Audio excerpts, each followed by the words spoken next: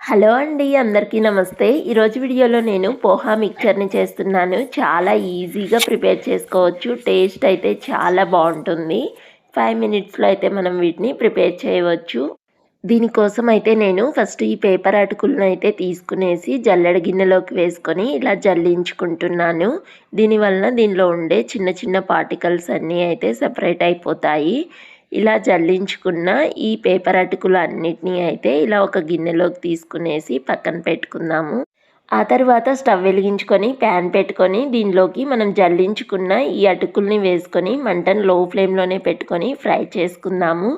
ఇవి జస్ట్ క్రిస్పీగా అయ్యేంత వరకు ఫ్రై చేసుకుంటే సరిపోతుంది. నాకైతే జస్ట్ ఒక 2 మినిట్స్ అయితే పట్టింది.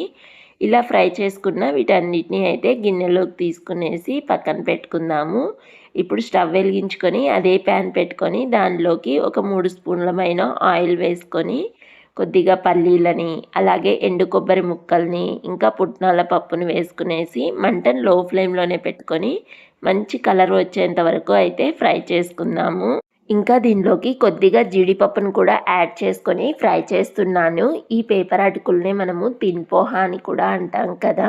ఇలా ఒక 2 మినిట్స్ అయితే ఫ్రై చేసుకున్నాక దీనిలోకి కచ్చాబచ్చా దంచుకున్న ధనియాలని అలాగే ఒక 5-6 వెల్లుల్లి రెబ్బల్ని ఇంకా 2-3 పచ్చిమిర్చిని అయితే నిలువుగా కట్ చేసుకొని యాడ్ చేశాను. ఇప్పుడు వీటన్నిటిని అయితే మరో 2 మినిట్స్ అయితే ఫ్రై చేసుకునేసి దీనిలోకి కొద్దిగా కరివేపాకుని ఇంకా పసుపుని కొంచెం సాల్ట్ని యాడ్ చేసుకొని బాగా మిక్స్ చేసుకొని మరో 1 మినిట్ అయితే ఫ్రై చేసుకుందాము.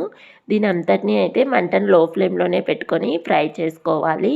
ఆ తర్వాత స్టవ్ ఆఫ్ చేసుకొని మనం ఫ్రై చేసుకున్నటువంటి ఈ అటుకుల్లోకి ఈ మిశ్రమాన్ని మొత్తం యాడ్ చేసుకుని దీన్నైతే మనము చేత్తో కానీ లేకపోతే ఇలాగ టాస్ చేసుకుంటూ అయితే మిక్స్ చేసుకోవాలి. స్పూన్ పెట్టడం వల్ల ఈ అటుకులు మొత్తం అయితే విరిగిపోతాయి. అంతే అండి, క్రిస్పీగా ఈజీగా 5 మినిట్స్లో అయితే మనం ఇలాగా పోహా మిక్చర్ని రెడీ చేసుకోవచ్చు. మరి ఈ వీడియో మీ అందరికీ నచ్చిందా? నచ్చితే please like, share and subscribe to our channel. Bye bye.